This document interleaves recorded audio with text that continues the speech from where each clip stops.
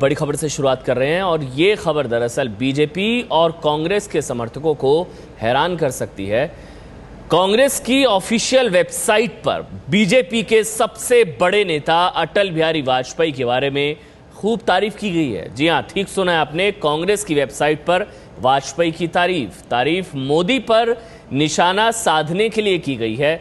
Website inc.in के cover page पर वाजपेयी की एक तस्वीर इसमें है और उसके साथ एक कैप्शन है जिस पर लिखा गया है राजधर्म।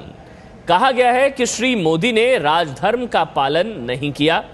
वाजपेयी जिस व्यक्ति को मुख्यमंत्री पद के योग्य नहीं समझते, क्या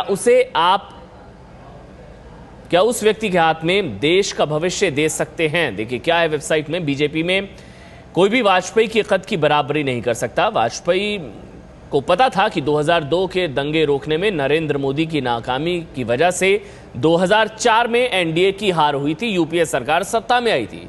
2002 के दंगों की वजह से वाजपेयी की पीड़ा का कारण यह था कि नरेंद्र मोदी ने राजधर्म का पालन नहीं किया। वाजपेयी मानते थे कि मोदी ने राहत पुनर्वास के लिए पूरा काम नहीं किया। कांग्रेस की वेबसाइट पर वाजपेयी की तारीफ, नरेंद्र मोदी पर निशाना। मोदी के आने के बाद बीजेपी वाजपेयी की विरासत से दूरी बनाने की कोशिश कर रही है।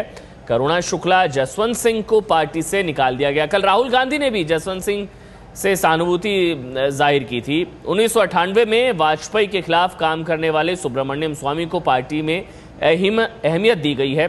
भले ही बीजेपी वाजपेयी को लेकिन मोदी पर उनके सवाल लोग नहीं भूलेंगे। तो मोदी को लेकर जो वाजपेयी ने सवाल उठाए थे वो नहीं भूलेंगे। तो इस तरह से अटल बिहारी वाजपेयी की तारीफ और नरेंद्र मोदी पर निशाना, क्योंकि 2002 दंगों को लेकर अटल बिहारी वाजपेयी ने राजधर्म निभाने की जो सलाह दी थी नरेंद्र मोदी को, उसी को आधार बनाकर कांग्रेस की ऑफिशियल वेबसाइट पर नरेंद्र मोदी पर निशाना साधा गया कि जिस व्यक्ति को अटल बिहारी वाजपेयी मुख्यमंत्री पद के योग्य भी नहीं समझते थे, क्या उस व्यक्ति के हाथ में आप देश का भविष्य दे सकते हैं? राजधर्म कैप्शन और साथ में ये लाइन लिखी गई है कि जिस व्यक्ति को अटल बिहारी वाजपेयी मुख्यमंत्री पद के योग्य भी नहीं समझते थे, नरेंद्र मोदी की तरफ इशारा, क्या उस व्यक्ति के हाथ में देश का भविष्य आप दे सकते हैं? और सिलसिलेवार तरीके से बताने की कोशिश की गई है कि किस तरह से अटल बिहारी वाजपेयी सोचते थे कि नरेंद्र मोदी ने राहत और पुनर्वास का काम ठीक तरह से नहीं किया। 2004 की जो हार हुई वो भी 2002 दंगों की वजह से हुई, जिसके लिए नरेंद्र मोदी जिम्मेदार थे। और इस लेख में लिखा गया कि वाजपेयी सरकार जो नहीं आई वापस 2004 में, उसके लिए भी एक तरह से नरेंद्र मोदी जिम्मेदार थे। तो क्या ऐसे व्यक्ति को, जिस व्यक्ति को खुद अटल बिहारी वाजपेयी, जो बीजेपी का सबसे बड़ा चेहरा थे, अटल बिहारी वाजपेयी मुख्यमंत्री पद के योग्य के लिए नहीं समझते थे, तो क्या उस व्यक्ति के हाथ में देश का भविष्य आप दे सकते हैं? आशीष कुमार सिंह, एबीपी न्यूज संवाददाता, इस वक्त हमारे से जुड़ चुके हैं। आशीष, वाजपेयी की आलोचना को आधार बनाकर मोदी पर निशाना साधा गया है।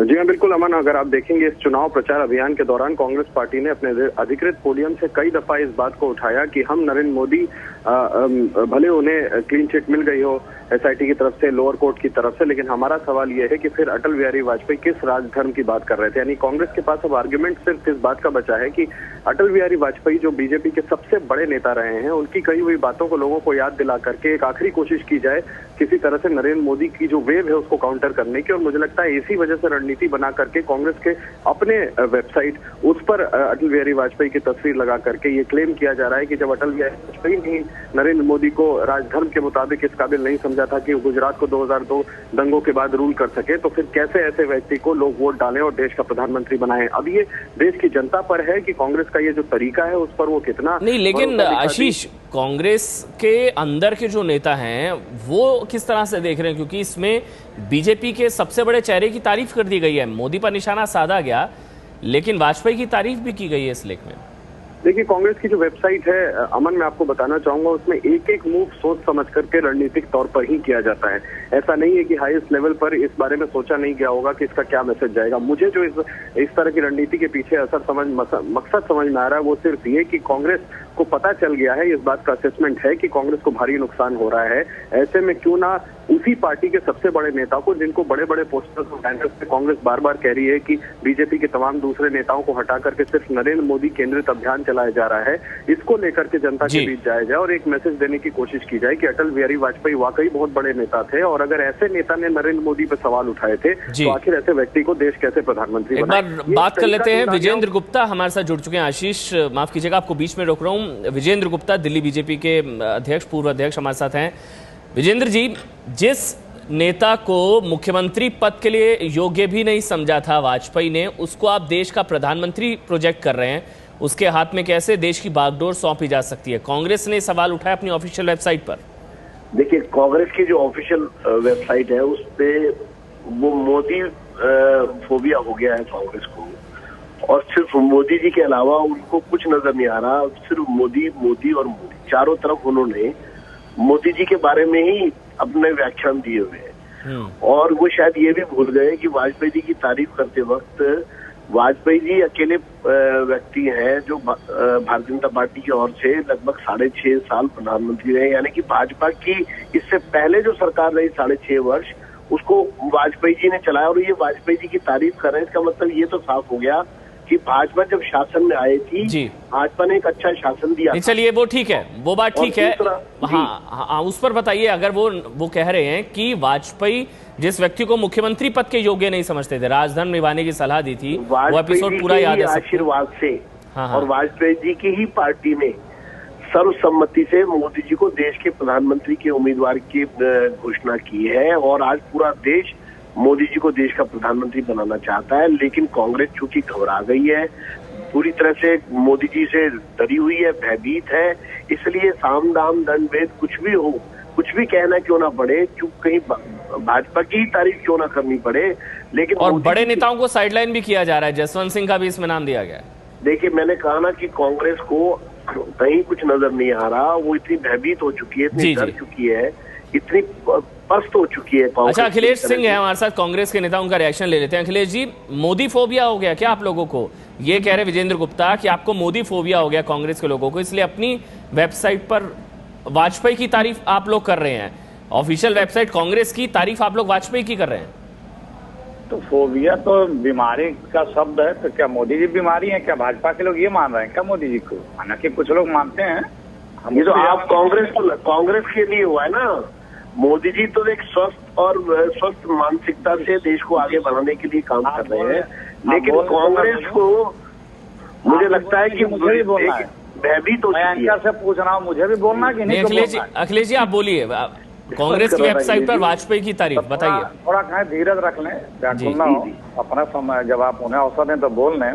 जैसे आप ही ने यूज किया फोबिया, तो भाई फोबिया जिसको भी हो तो बीमारी का शब्द है। अगर ये यूज करते हैं तो हम कैसे कर सकते हैं हम यूज करें? हालांकि भाजपा के अंदर काफी लोग। अखिलेश जी, एक चीज का जवाब दीजिए ना। अखिलेश जी, एक चीज का जवाब दीजिए जो विजेंद्र गुप्ता भी उठा रहे हैं कि वाजपेयी 6.5 साल तक प्रधानमंत्री रहे देश के, और वाजपेयी की तारीफ आप लोग कर रहे हैं, तो क्या आप कह रहे हैं कि एनडीए शासन काल की भी आप तारीफ कर रहे हैं? एक तरीके से तारीफ कौन कर रहा है?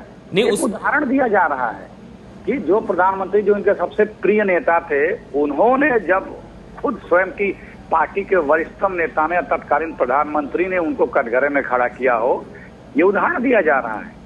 तारीफ की बात नहीं हो रही है, यथार्थ बताया जा रहा है। जिस व्यक्ति के जिस कृत्यों पर किया हो, वो तो राजधर्म की बात करते हैं।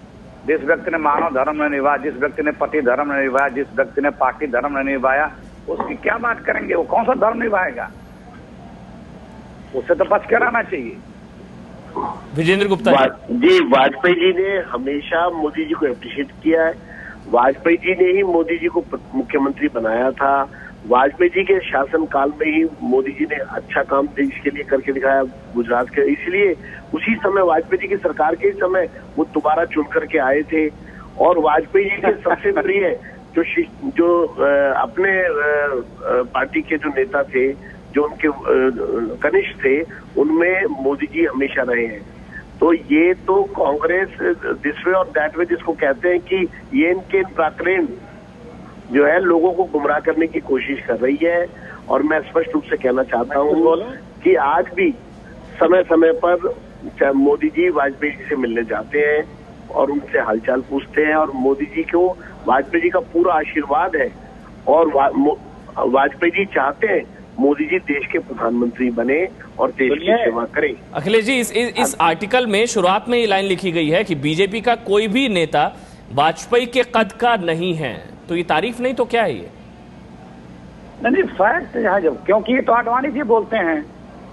नहीं, आपको सहानुभूति हो रही है ना। अब एक कल राहुल गांधी ने भी जसवंत सिंह, आडवाणी और अब वाजपेयी, आपको बीजेपी देखने का नजरिया अलग है, आपको देखने का नजरिया अलग है। वाजपेयी जी ने गोवा में सरकार हटने के बाद, एनडीए से परिचित होने के बाद, जो पहली इनकी कार्यकारिणी की बैठक हुई थी, उस कार्यकारिणी में प्रेस कॉन्फ्रेंस में कहा था कि अगर मेरी बात मान ली गई होती, रिकॉर्ड है, कैमरे पे है, और मोदी को हटा दिया गया होता तो आज हम लोग विपक्ष में नहीं रहते। नहीं, लेकिन एक चीज बताइए ना, राहुल गांधी ने भी बोला जसवंत सिंह और आडवाणी से सहानुभूति है, तो बीजेपी के बुजुर्ग नेताओं से आप लोगों को सहानुभूति क्यों हो रही है इतनी अचानक से? नहीं, जो यथार्थ है उसकी बात बताई जा रही है।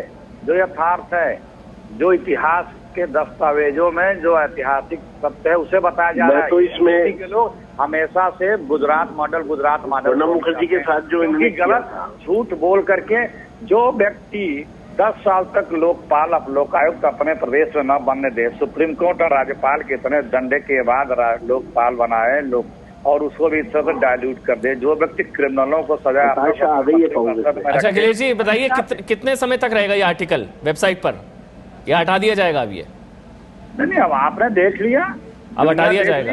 हटा क्यों दिया जाएगा? जो आर्टिकल रहता है वो पड़ा रहता है। चलिए, शुक्रिया आपका अखिलेश जी। और साथ ही विजय जी, जल्दी से विजेंद्र जी। देखिए, हताशा है कांग्रेस में, जितनी बात अखिलेश जी कर रहे हैं ये हताशा प्रदर्शित करती है, कांग्रेस की हताशा, जबरदस्त हताशा है। और दूसरा, गोवा के अंदर जब गोवा के अंदर भारतीय जनता पार्टी की कार्यकारिणी हुई थी, उसने सर्वसम्मति से मोदी जी को मुख्यमंत्री बने रहने के लिए तय किया था। इसलिए पार्टी का एक नहीं, वो भी याद है, फिर उसके बाद उन्होंने इस्तीफा दे दिया था आडवाणी ने तमाम पदों से। बहुत बहुत शुक्रिया आपका विजेंद्र गुप्ता। साथी अखिलेश सिंह, मोदी को जरूर प्रधानमंत्री पद के लिए प्रोजेक्ट किया गया था, लेकिन आडवाणी ने तमाम पदों से इस्तीफा दे दिया था। उसके बाद आडवाणी भोपाल से चुनाव लड़ना चाहते थे, टिकट गांधीनगर से दे दिया गया, जसवंत सिंह को पार्टी से निकाल दिया गया। तमाम ये प्रकरण हैं कि नरेंद्र मोदी के खिलाफ जो खड़ा हुआ उसको साइडलाइन कर दिया गया। इसको लेकर भी इस आर्टिकल में लिखा गया है कि बड़े नेताओं को साइडलाइन किया गया।